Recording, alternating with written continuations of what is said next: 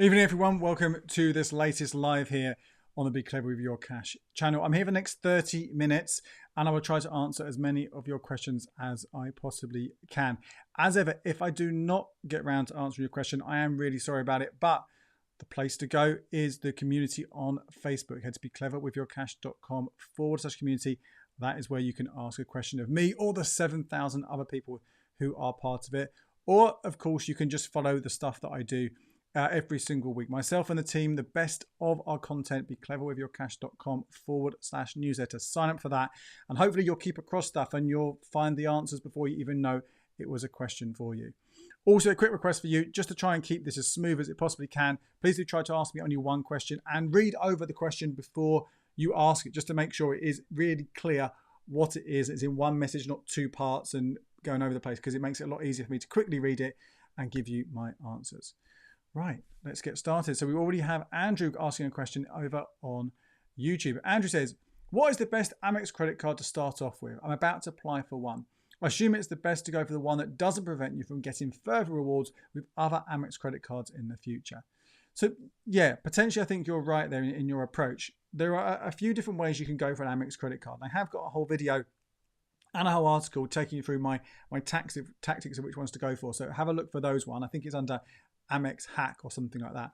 But broadly speaking, there are the majority of Amex cards. You can only open them up if you've never had, if you haven't had an American Express credit card in your name, which means you're the account holder. Supplementary cards are different, but if you haven't been the account holder for an American Express card in the last 2 years, anything older than 2 years since the account was closed, then you can apply for any of them. But otherwise, you have to meet that criteria. But there are two really key exceptions here. The American Express British Airways Premium Plus credit card and the American Express Platinum credit card. Now, the BA card, the BA Premium Plus Amex, you can get that one as long as you haven't had either of the two BA Amex cards in the last 2 years. So any other Amex, if you've had that before, you can still get the BA one. The Platinum one is slightly more restrictive. There are 4 cards that rule you out. The Platinum card itself, also the Preferred Rewards Gold credit card, the Rewards card, and the standard Amex Classic card, the green card it's sometimes called. Any of those 4 will stop you getting the Platinum. But potentially that means if you start off with the Nectar or the Platinum Cashback or the Platinum Cashback Everyday credit cards as your first card, you could then move on to both of those other ones in a 2-year period and get all those welcome bonuses. That is easier said than done though, because when these bonus offers are boosted and they're the time to time it essentially on those cards, the spending is going to be quite expensive. In fact, the Gold and the Platinum have offers on right now. I've written about them in detail on the blog and also covered them on the YouTube channel. So search those out. It might be that that's not really a goer. You're never going to, for example, this Platinum card right now, spend 10 grand in 6 months to trigger that bonus and all the other faff and rigmarole you have to go for. You might go, I'm just going to go for the Gold card. So have a look into that and see what you think. But good luck with that. Remember, with all credit cards, and I'll probably say this a few times in this video, make sure you clear that balance completely every single month so you don't get charged interest, and make sure you only use that for your everyday spending. You aren't tempted to spend more money just to trigger a bonus. Celestial Elixir says, hi Andy, is it time to close Money's accounts? Now they're going to be charging for 12 months of inactivity. I'm in the middle of a house purchase, so I don't want to close it just yet. So this is something I will be covering in more detail, probably on Thursday. I think I'm going to do a current account and banking news update on Thursday evening. So I'll talk about it in more detail there. But this is broadly, I think you're right there, Celestial Elixir. If you have a Money's card, you've had it possibly because there used to be some decent gift card offers which haven't run at all in 2023, then there's not really much point keeping one. Also though, you're concerned about closing an account during the middle of a house purchase. Money's is not one that properly reports to the credit reference agencies in that way, so I wouldn't think it's going to be much of an issue. However, I haven't looked properly at the terms and conditions yet from Money's, but when does that 12 months start? Is it 12 months from changing the terms and conditions, which I think it probably will be, rather than going back 12 months? In that case, just make a note to make sure that you have closed the account down before the 12-month clock starts ticking, and hopefully by then your house purchase is going to be well sorted. David says, hi Andy, are there any new bank switching deals? Sadly, not at the moment. The ones that are in existence are the ones that were there just a few weeks ago when I did that banking update previously. This is the nationwide £200 offer, which you can get 3 times. So that's a separate video on that one. at the end of September, and the ongoing offer from Lloyds, which ends in early November. We know that one ends in early November, and the £175 also from First Direct, which is ongoing, could end at any time. They're the three main switching deals right now. I have covered it in a previous video as well, the Barclays Avios extras switching deal, but most of us aren't going to be eligible for that one, so we can ignore that. And there's still that co-op £125 refer a friend offer, so you need to be referred by someone who already has a co-op account. Now, I don't in the Facebook group normally allow any referrals because it just gets a bit messy, but I do have a very popular and very long thread in that Facebook group where you can ask someone to refer you, and you can refer someone, but it is about paying it forward. So it's about one referral each. If you abuse it, you'll be kicked out of the group. And we have kicked out half a dozen people for taking advantage of that and just trying to push their account on people just so they can rake in the cash. It's about us sharing the love and sharing those referrals. Anaconda says, hello, Andy. If you had £50 in cash, what would you do with it if you can't save it? If I couldn't save it, well, I mean, there's so many things you could do with the cash, and it's very difficult because if you're asking me what I would do personally or what you should do, again, they're different things. Ultimately, if it's about me personally, I would be looking at what other things have I got going on. So my mortgage, right? That's quite good to put some money towards my mortgage. I don't have a limit on mine and how much I can overpay. So that's a nice lump sum I could put on there, which would help me longer term. I would be looking at my pension contributions. Can I put more in there, get more tax relief? Now, obviously, in a year, you can only put in up to a maximum of £60,000 or your salary, and that includes the tax relief and your employee contribution. So it's unlikely you're about to put the full 50k into your pension, but if you did, then you potentially, depending on your tax status, what do you call it, level, whatever you are, that could be 20% or 40% added on. So they're all really good things as well. But also I think about if there's anything I've been putting off that I need to do, any renovations on the house, which maybe need sooner rather than later would be a good thing to do. But again, everyone's going to have a different shout on what they would do with that. Certainly, but look at all those different options. And it's probably, I would say, too small amount of money definitely to talk to a financial advisor, but definitely do your research about some of the things you might be able to take advantage of by having that.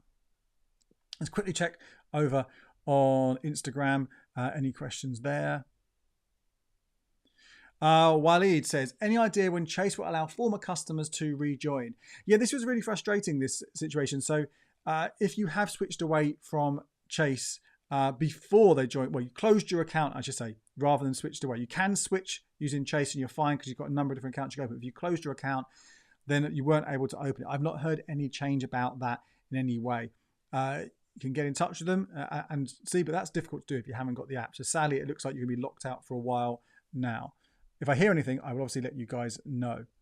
And Minesh says, in terms of packaged bank accounts, the Virgin M Club seems reasonable, assuming you need everything it offers. Any views?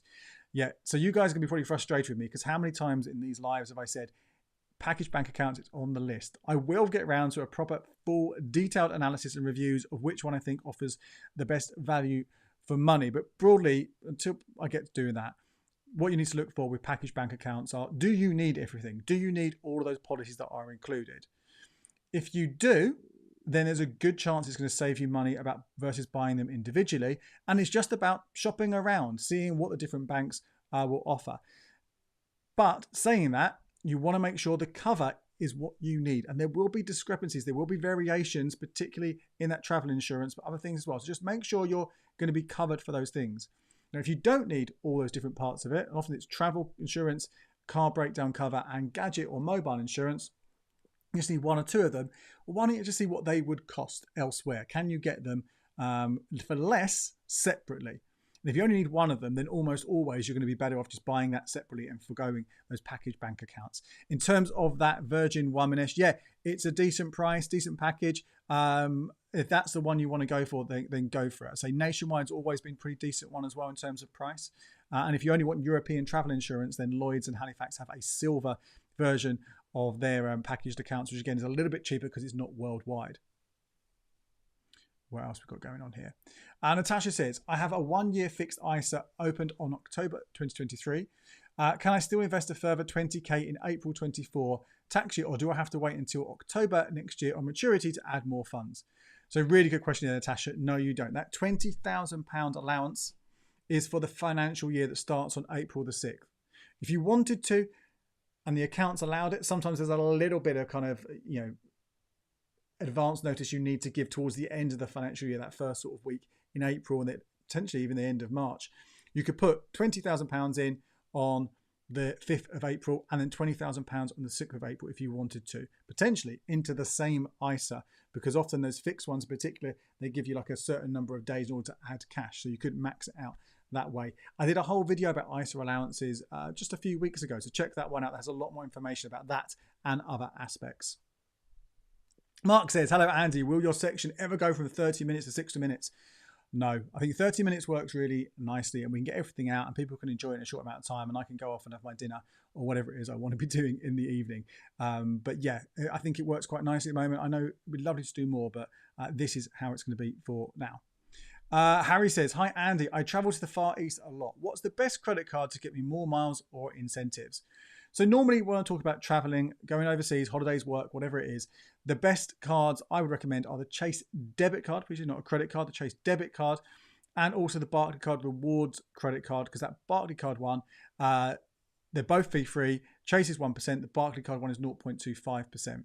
You could look at, obviously, other cards that will earn you more points, particularly when it comes to credit cards, but they're going to have a charge, and those charges are going to kind of rule out what you're going to get in return.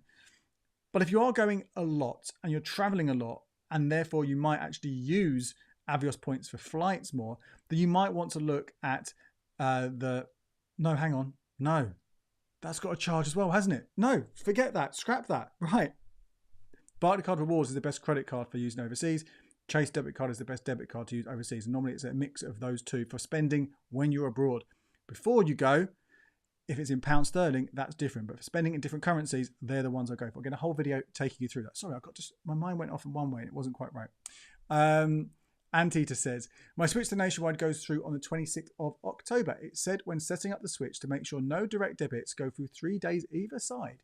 I have weekly Plum money box going out. What to do? I don't think that's going to be an issue in terms of the switch.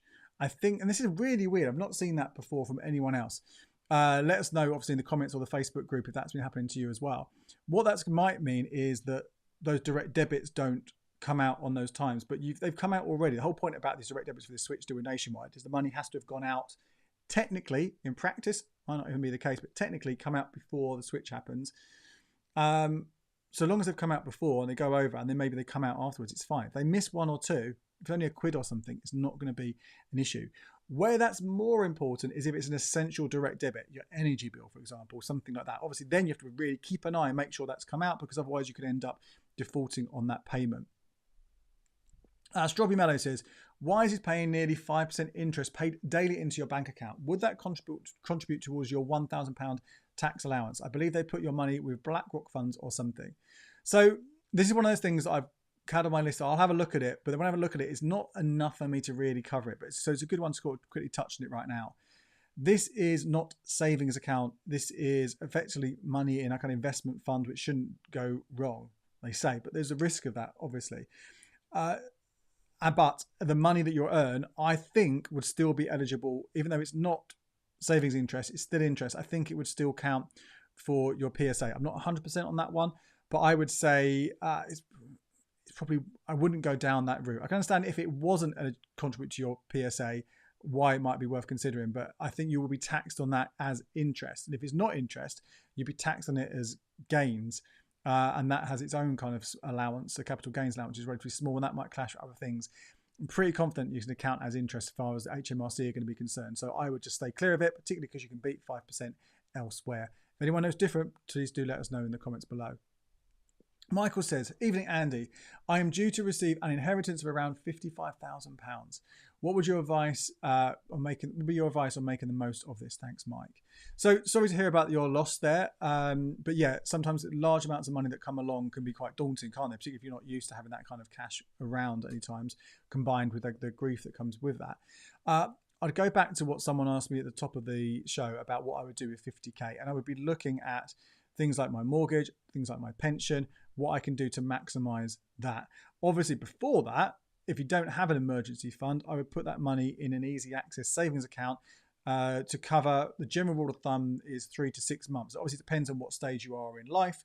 But broadly speaking, if you can cover your rent, your mortgage, and your bills if you weren't able to work for a period before you can get a new job, that's the ideal amount. Obviously, any other big expenditure coming along that you want to save for, add that in as well. But once that saving pot, that emergency savings pot is covered, or if it's already covered, look at your mortgage, look at your pension, potentially look at, if it's more than a 5-year timeline, look at investing. But obviously there are still, although rates are starting to drop down on fixes, there are still some very attractive rates right now, and particularly over that 2, 3, 4, 5-year timeline. If you didn't need to access the cash, you can get up to sort of 5.8%, if not a little bit more, on some of those accounts. It could be worth doing that for now and then thinking about investing later on.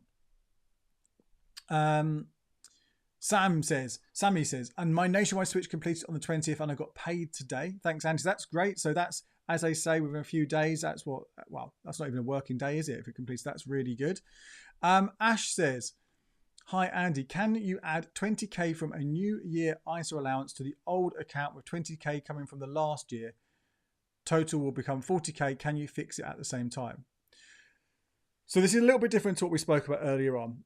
So if you have already fixed an account and it's locked away for 1 year, 2 years, whatever it might be, you only have a certain window, as I mentioned before, to fund this. So if you've already got one now that you're fixed for, let's say, for a year, by the time the next allowance comes round in April, you won't be able to add to that previous fix, but that's already locked in. If, however, it's an easy access account, then absolutely you can add it into that account. Of course, you might be losing out on a better rate, but what you potentially could do here is transfer. Not all ISA accounts will let you do this, but many cash ISAs will let you transfer from old accounts into new ones. So a couple of options there. You could put that money into the same one and transfer all the money in that account into a new ISA, or you could pay into a new ISA with that new money and transfer the other money into that if you wanted to keep it all together. And there's some of your options. Really important that you do transfer the money, don't withdraw it and pay it back in, because unless it's a flexible ISA, you will lose that allowance. And if you're moving it to a different account, then you lose that flexibility anyway. Henry says, on the topic of Amex, Andy, I'm waiting for the best time to get the premium BA Amex with a recent fee refund change. Should I hold out for a potential big offer, e.g. January? So in case you missed this, there's been a change to the change in the pro rata refunds. Originally, this was due to come into play beginning of October, that you no longer be able to get a pro rata refund on your Amex fees. And this is where if you paid, let's say, 250 quid for the year, but you cancel it after 6 months, they'd give you half that money back, £125. That's what a pro rata refund is. That was due to stop. So once you paid for the year, and you have to cancel it before you renew again to avoid it happening year after year after year. That's now been delayed. The earliest that will come into play is the 1st of March next year. Now, it could be bang on the 1st of March. It could be later. It's really hard to say. Now, when this comes into those welcome deals, you've got to decide, as you say, do you go for a card now, knowing that you can get the bonus, even if it's a smaller bonus, not one of the boosted bonuses, and cancel it to get some of that fee back? Or do you wait and see if a bigger offer comes along where the increased bonus potentially, not guaranteed, but potentially could outweigh the additional fee you would have paid? Now, when it actually comes to the BA Premium Plus card, I personally would wait. No guarantee the offers will be the same as we've seen this year, but they have been very, very, very high in terms of those Avios points. And the thing about the BA Premium Plus card as well is you keep paying with it. So if you pay that $250, you may as well keep using it. If you spend 10 grand over the year, you'll get a companion voucher, basically a 2-for-1 voucher to use on flights, not just economy, which is what the free BA card does, but also on premium economy and business. Bear in mind, you will have to pay the taxes and fees that come on top of that. So it's not like, oh, here's a free extra flight. You're still going to pay part of it. But I personally, for that particular card, would wait and see if the offer comes back in January and go for that then. But again, things can change. So no guarantee that would be the same, the right thing to do when the year comes through. Co-op says, I have a fixed rate ISA for 18 months. When is the interest added? It will vary by provider, by account. So have a look at that particular terms and conditions when you signed up for it. Hopefully they emailed you something with this kind of exactly what that will do. Sometimes they pay you on a regular basis. Sometimes, most likely, they'll pay it all at maturity. But There's a chance with 18 months they pay you the end of the year, and after 6 months, again, it would all vary. So you have to sort of look at the actual provider, that particular account for that information. Julia says, should I go for a 1 or 2 year ISA? The 1 year interest rate is a bit higher. However, I'm scared that interest rates will go up and I'm stuck with a 2 year one. So with normal savings accounts, there's a thing you can do where you can hedge your bets. So you can put some money in a 1, some money in a 2, some money in a 3, whatever it is, and just spread it all out. Obviously, you can't do that with an ISA because you're only able to put money into a single ISA, single cash ISA in a financial year. It doesn't matter if they're different types of cash ISA and fixed versus easy access, it's just one. So I think what you've got to do here is just decide on whether the rates you're getting right now are, whether you'll be happy with them. So I actually did this back in March, April. I put in a 3-year fixed ISA at 4.4, I think, maybe 4.3. I thought, this is amazing. I'm not going to get that again. I'm going to lock this in and get this sort of signed up. Obviously, that wasn't the best rate, and I'm disappointed. But at the end of the day, that is the situation. That's what happened. And you've got to kind of deal with that. Was I happy with 4? If you asked me a year before, 2 years before that, we're happy with 4.4, I would have been ecstatic with it. So I think you've got to decide what is best for what will happen to you. If they went up, would you be worried about it? The only thing, it's impossible to say, is it? At the moment, rates are going down, but you never know. They could go back up or they could stay where they are. So yeah, you've really got to make a call on that for yourself. Hope that was useful. I know it's not the best answer. You would like something a bit more concrete, but that's generally how that one goes. How are we doing for time, guys? 8 minutes left. We're rocketing through today. This is great. Mark says, I have looked, but I don't know how to do the Monzo Me for Halifax TSB debit card hack. How do you do it, or where can I find instructions on how to do it? Thanks. Yeah, now every time I go and do it, I do get a little bit lost. And if I wasn't doing an Instagram on the phone, I would have a look at it again right now.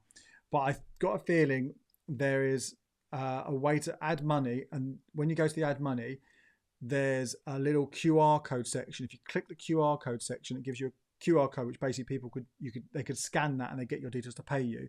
But then there's an option within that to change it into a link, and then you've got your monzo.me/whatever link, which you can open yourself on your phone, choose how you're going to pay. I do Apple Pay, and that's how I do my I put £500 from one of my Halifax accounts into Monzo, and that triggers that £5 reward every single month on there. So hopefully that's helped you at least roughly find the way. I can't quite recall right now because I did it at the start of the month, so it's been a while since I did it. Funky Duck Productions says, hi Andy, I've just put 20k in a fixed rate cash ISA. Could put more money in another ISA after April. Yeah, we covered that one already. Absolutely. Again, 2 videos on the channel, recent videos. One is what is an ISA. The other one is ISA allowances explained. Watch both of those. That should hopefully answer most of your questions about ISAs. I know some of you asked even more questions around transfers and things, and I will get to that at some point. But those ones should give you the basics for what you guys need. So Leo says, do you still have to pay tax if you put your money into a savings account or ISA? And can you avoid tax brackets by doing this? So I think you're asking. So there are the tax allowances. I think you're asking me. There's a personal savings allowance. It depends what tax bracket you are. It is £1,000 if you're a basic rate taxpayer. That's how much interest you can earn in a year tax-free. £500 for a high rate taxpayer. It disappears for an additional rate taxpayer. So that for most people is where you go first of all. If you're using that up, then you've obviously got ISAs. Now, if you're not using those for investing, then that's £20,000 you can put into a cash ISA. If you've got some money invested, that would reduce what you put in cash. Again, check my videos for more information on that. And any interest you earn from while it's in an ISA would also be tax-free. You've also got, after that, if you want to, premium bonds. You can put £50,000 into premium bonds, full stop. That's not an annual allowance. That's just an allowance that continues. And any winnings you get there are tax-free. So there are a number of ways you can get tax-free returns on your savings. And in fact, if you used up all of those, unless you are someone maybe who's in retirement and doesn't want stuff in investments, for most people that's too much money to have in cash. So really, you should be absolutely covered by all of that.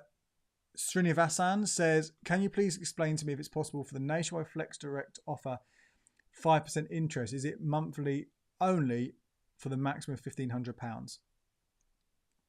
So this is an account which I don't recommend any of you guys go for right now as your current account, because this offer of 5% interest is only for 12 months and it's only on a balance of £1,500 and you can get more than 5% elsewhere. So really the only reason to get the Nationwide Flex Direct account right now is if you need a sizable 0% overdraft for 12 months, because that will help you clear that debt faster and at a lower cost than if you just had it at, let's face it, most overdrafts are about 40%.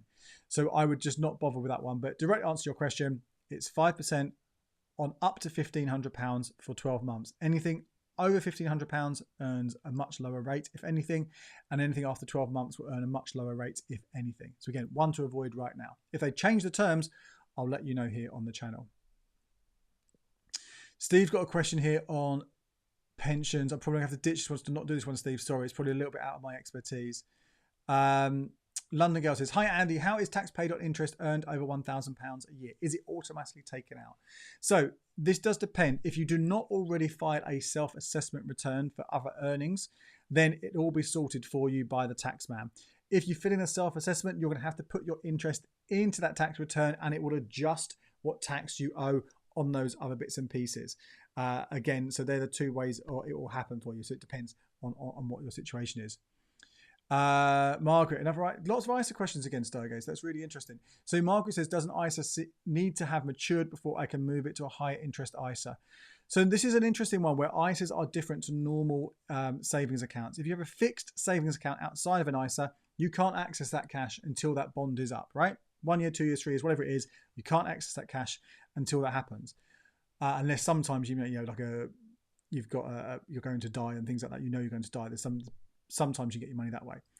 With an ISA, a fixed ISA, you can actually get your money out of any of these fixes, but you will pay an interest in penalty in interest, and often that makes it not worthwhile. So it depends how long ago you fixed it. If you fixed for 5 years, 4 years ago, 3 years ago, then chances are, although it might be quite a lengthy, 180-day penalty or something, the amount you'd lose in interest would be nothing compared to what you'd gain for the rest of the time by getting into one of these higher rates. I had a look, told you about that 3-year fix I had earlier this year at 4.4. The penalties on that didn't make a difference. Even when the 1-year fixes were at their best, and they're not too far off it right now, I still wouldn't have covered the lost interest. So I've kept it where it is. Paul says, any news on a Chase credit card? No, as soon as there is any news, I will let you know. Andrew, you've already asked one question, but I'll let you have this one. Do you think Monzo is worth considering again after the recent app upgrade and changes? I personally do. I like the new format. I did speak about this somewhere, probably on the YouTube channel, could have been on the podcast, not 100% sure, but I've spoken about that. I actually quite like the new look. I find it better than the previous look, but I know other people, including members of the team, who prefer the old look to the new look. So really it's about your personal preference, your personal choice. I still personally will keep using Starling as my main account, but again, it doesn't have those restrictions that Monzo has on spending abroad. But saying that, I use Chase for spending abroad. So yeah, why not? It doesn't cost you anything. Have a look. See if you've got a mate who's got one. Sometimes they run a £5 refer a friend code. So if you haven't already got an account, see if you can get that 5. If you've already got one, just open it up again to see what you think. Ben says, love you, Andy. Thank you, Ben. Very kind of you. Very informative as usual. Any forecast for the next general election? I work in the defence sector. I'm afraid of serious budget cuts if Labour comes into power. So I'm trying to keep this channel relatively neutral. I think those of you who listen to me a lot and watch me a lot will probably get an inkling of where my loyalties lie. But I try not to be too political in these things. But the way things are looking right now, it certainly does look like Labour will win. But again, we don't even know when it's going to be, and so much can happen in that time. In terms of what their policies are, I would encourage everyone to read up on the policies, their manifestos when they are announced, and pinch of salt with all parties, probably. But do be suspicious of stuff you see in... just know the agenda of the person who's telling you what those policies will mean. It is difficult to find balance nowadays, but obviously we know most of the papers and many people on social media will have their own agenda, whichever way their allegiances lie. So take those things, be careful with that, and just read the stuff and make your assumption of what you think is best for you and best for society as a whole. It's an interesting one. John says, what are your opinions on opening a Charles Schwab current account in the UK? I don't think you can. If you can, it doesn't have anything fancy going on, anything special, which I mean it's probably not worth doing it. How are we doing? Oh, guys, it's past. Blimey, that's gone so fast. Thank you so much for tuning in as ever. I'll be back again probably in 2 weeks. These Monday ones seem to be working quite well for me and for you guys. I will let you know, as I said, in becleverwithyourcash.com/newsletter every single Thursday. And that's where you'll know exactly what the next one's going to be. And you can add it to your diary so you don't miss out.